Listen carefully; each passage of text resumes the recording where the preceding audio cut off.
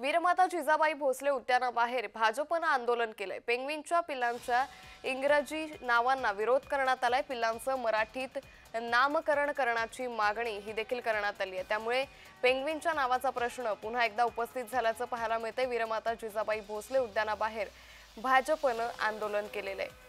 त्यामुळे भाजप यावेळी आक्रमक झाल्याचं पाहायला मिळतंय। वीरमाता जिजाबाई भोसले उद्यानाबाहेर भाजपनं हे आंदोलन केलं।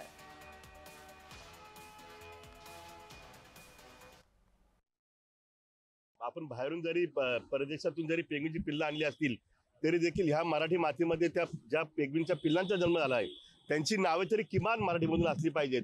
परंतु राणीबाग प्रशासनाने नेहमी ज्या गोष्टीचा अवमान केलेला आहे, नेहमीच राणीबाग प्रशासनाने नेहमीच मराठीची गळचेपीची भूमिका घेतलेली आहे आणि नेहमीच राणीबाग प्रशासनाने मराठीचा अवमान करण्याचा प्रयत्न केलेला आहे।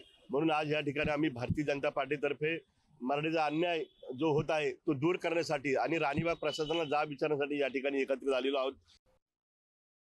अहो, ते एक पक्षी आहे जो हम्बोल्ट बाहेरून आलेला पक्षी आहे, त्याचे छान नावं इंग्लिशमध्ये जरी असली, काय चाललंय ह्यांचं?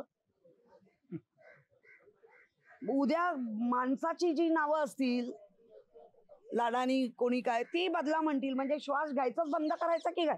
हिटलर आहे? अरे पक्ष्यांची नावं आहे ती तुम्हाला मराठी, मग मराठी मधला हिंदी आमची जवळची म्हणणाऱ्यावर पहिला मोर्चा काढा।